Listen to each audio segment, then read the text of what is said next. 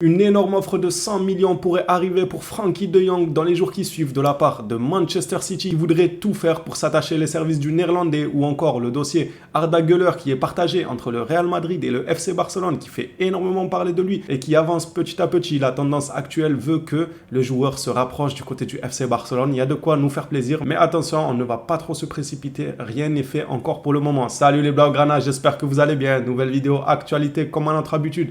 On va partir ensemble pour un rapide tour de presse du côté de la Catalogne, parler du dossier Clément Lenglet ou encore De Jong et la fameuse offre à 100 millions de la part de Manchester City qui risque de tomber d'un jour à l'autre. On est parti, commençant avec la petite nouvelle sur Clément Lenglet. Il peine à être vendu. En réalité, le FC Barcelone peine tout court avec les ventes. Toutes les ventes, ils peinent. On a vu que Umtiti, ils ont dû utiliser le moyen fort de, entre guillemets, résilier son contrat, même s'ils appellent ça un accord à l'amiable. Umtiti, il n'est pas bête. Il est encore sous contrat. Je pense qu'il a dû leur demander de l'argent. Clément Lenglet aussi, ça se profile vers cette solution-là de casser son contrat. On pourrait dire que c'est très bien, le Barça dégraisse enfin petit à petit, mais c'est pas si bien que ça car on perd de l'argent à résilier le contrat de nos propres joueurs, on perd de l'argent surtout Clément Lenglet qui a mine de rien une valeur de quelques millions je pense. Le gros souci, ça reste toujours la même chose, c'est qu'on est en position de faiblesse et les clubs ils sont vicieux, ils savent qu'on doit dégraisser, donc à chaque fois ils essayent de gratter un maximum, de négocier au maximum car ils se disent dans tous les cas, si on ne l'achète pas, dans quelques jours ils vont résilier son contrat, le joueur va être libre et là on lui donnera une grosse commission pour qu'il signe chez nous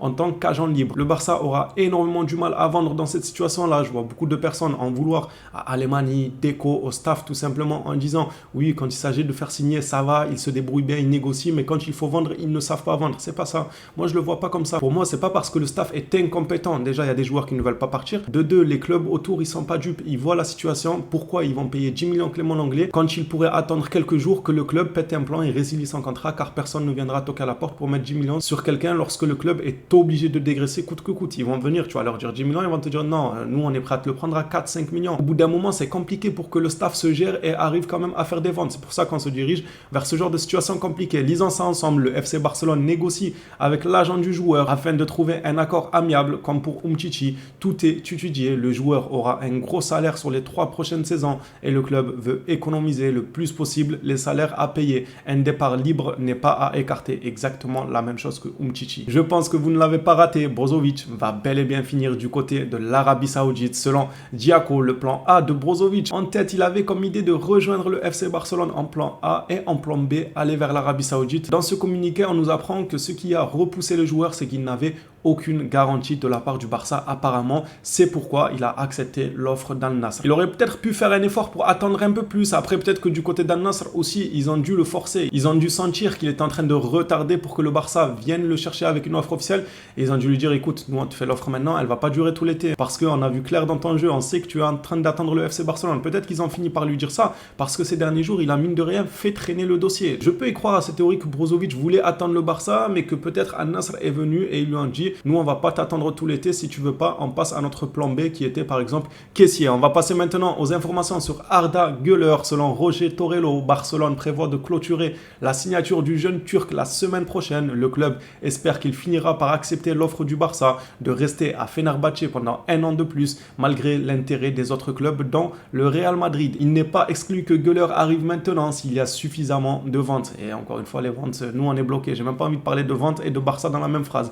En Turquie, ils disent que Fenerbahçe veut également 20% des droits sur une vente future. Donc si le Barça le récupère et qu'il le vende plus tard, ils devront donner 20% au Fenerbahçe. Ils négocient quand même bien. C'est que le joueur là, ça doit pas être n'importe qui. Ça se voit que ce n'est pas n'importe qui. On a un peu vu ce que ça donne à gauche à droite. Il a l'air très prometteur, très talentueux, très très bon. Avoir maintenant passé de Fenerbahçe au FC Barcelone, c'est pas la même chose. Pas qui veut vient s'installer au Barça et montre les mêmes choses qu'il a montré dans le championnat turc. Donc attention à ça. Mais le club quand même, il négocie bien. J'ai l'impression 20% sur une future vente, tout ça, c'est plutôt pas mal. Que le Barça paye ses droits d'entraînement pour la saison prochaine. S'il reste en Turquie, le Barça prendra normalement en charge son salaire si le joueur venait à s'engager avec le Barça et qu'il restait un an de plus du côté de Fenerbahçe. Selon d'autres sources, on nous indique que demain sera un grand jour apparemment pour ce dossier. Arda Güler rencontrera le président et l'entraîneur de Fenerbahçe. Après cette rencontre, l'avenir du joueur sera plus clair. Passons maintenant en revue le dossier Vitor Roque qui est encore courtisé. Ils ne comprennent pas. On leur a dit qu'il y avait un accord, que tout était fait, que le joueur voulait le Barça. Barça, qu'il a fait une photo avec la une de Sport ou de Mundo Deportivo, je sais plus quel journal il a fait, que sa maman elle a publié un truc sur le Barça. Ça sert à rien de continuer à la harceler au téléphone.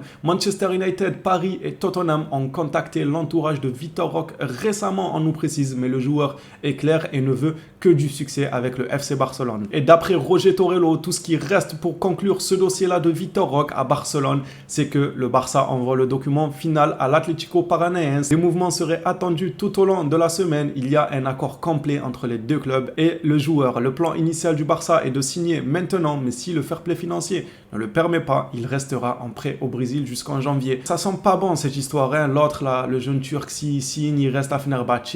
Vitor Roque, s'il signe, il reste là-bas. Franchement, si on réussit à faire ces coups-là, pour l'ego, ça va faire du bien. Pour la fierté, se dire qu'on est dans un moment critique de malade, on n'est même pas capable de signer quelqu'un et le ramener directement, on est obligé de le prêter et les joueurs acceptent quand même ça. Ça veut dire que le Barça a gardé un énorme prestige. Même si bon, on l'a déjà assez prouvé en amenant les Lewandowski, en faisant signer les Gundogan, tout ça, on l'a assez prouvé que le Barça attire encore. Mais de là à ce que des jeunes pépites, au lieu d'aller éclore dans d'autres clubs, par exemple Arsenal ou d'autres clubs qui seraient prêts à leur donner une place de titulaire, à les signer directement, du moins les ramener directement au club à l'instant T, ces jeunes cracks-là préféreraient signer au FC Barcelone et continuer en prêt dans l'ombre dans leur championnat respectif. Ça serait fort. Ça serait très très fort de la part de Deco et Alemany de faire ça. Au final, nous, ça nous peine quand même parce qu'il faudra patienter pour les voir du côté du FC Barcelone. Pour terminer cette vidéo actualité, on va finir par l'information de sport. Alors, c'est pas le seul média qui en a parlé. Tous les médias quasiment en ont parlé aujourd'hui de Frenkie de Jong qui pourrait recevoir une offre colossale de la part de Manchester City. On parle là de 100 millions d'euros. De Jong serait l'un des objectifs de Manchester City. Le Barça pourrait ainsi réclamer les 100 millions d'euros que Manchester City était prêt à payer pour Declan Rice. Il était prêt à mettre un peu plus quand même, donc mettez plus que 100 millions. Pour moi, il est intransférable. D'autres sources nous indiquent que Frenkie de Jong a toujours la même idée que l'été dernier, c'est de rester du côté du FC Barcelone et c'est très bien. J'espère que le club va compter sur lui, même si c'est vrai, l'offre elle est alléchante. Si City vient de toquer avec 100 millions, à ce moment-là où le Barça est coincé dans tous les sens, Arda Güler en peine alors que c'est 18 millions, 17 millions, Vitor Roque en peine aussi, on nous parle de ouais, faudra attendre janvier si jamais on n'arrive pas à cause du fair play financier. Je pense qu'il y a moyen que la Porta se dise ouais, 100 millions, 110 millions qui rentrent directement dans les caisses, ça va faire énormément de bien, mais j'espère qu'il n'aura pas ce raisonnement-là. À voir, si jamais il le vend, ce sera comme ça qu'il faudra le lire. C'est que la Porta, il s'est dit, attendez, c'est quand même 110 millions, alors qu'on n'arrive même pas à mettre 18 millions sur un jeune crack. Peut-être qu'il sera pour une vente de Frenkie de Jong, mais encore une fois, le joueur est sous contrat avec le FC Barcelone, et s'il décide de ne pas partir, il ne partira pas. Comme l'été passé, la Porta, Xavi, tout ça, ils ont eu beau faire le forcing sur Frenkie de Jong, le joueur ne voulait absolument pas quitter le FC Barcelone. J'espère que ça n'arrivera pas. Encore une fois, ça c'est un joueur de club, c'est un joueur de cœur, c'est un joueur qui doit finir sa carrière dans ton club tant qu'il est à un bon niveau et prometteur. Il n'a même pas encore atteint son prime. Il faut absolument tout faire pour le garder car c'est un pilier de ton équipe. Voyons maintenant ce que Laporta va en décider si cette fameuse offre de 100 millions arrivait réellement du côté du FC Barcelone. Les phénomènes, la vidéo actualité d'aujourd'hui est terminée. Merci à tous ceux qui l'auront suivi jusqu'ici. On le répète énormément, mais je trouve que c'est super important de vous remercier. On s'attrape à la prochaine vidéo sur le FC Barcelone. D'ici là, prenez soin de vous les phénomènes.